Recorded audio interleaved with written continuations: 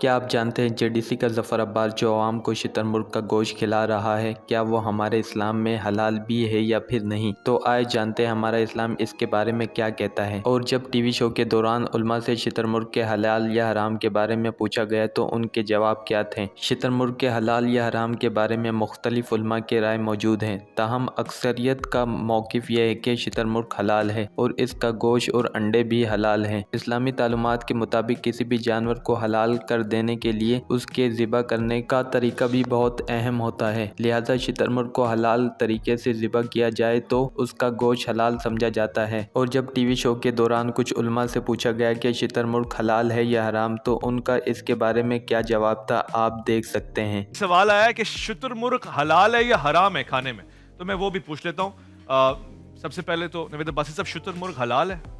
جی، شتر مرغ حلال ہے اور اس کے کھانے میں کوئی حرج نہیں ہے، اس میں کوئی دو رائے نہیں۔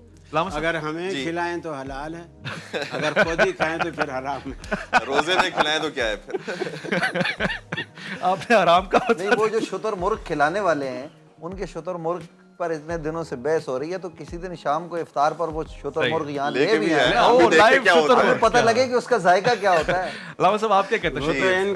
فقہ جعفریہ کے مطابق بھی مراجین میں اکثریت یہی کہتی ہے کہ وہ حلال ہے، اور اس کی وجوہات بھی ہیں کہ تین چیزیں ایسی ہیں کہ اگر کسی پرندے میں پائی جائیں، تین میں سے کسی ایک کو بھی اگر وہ پائی جاتی ہے تو پھر وہ حلال شمار ہوتا ہے۔ اس میں ایک چینا دان ہے، ایک سنگدان ہے اور ایک خار پشت پا ہے۔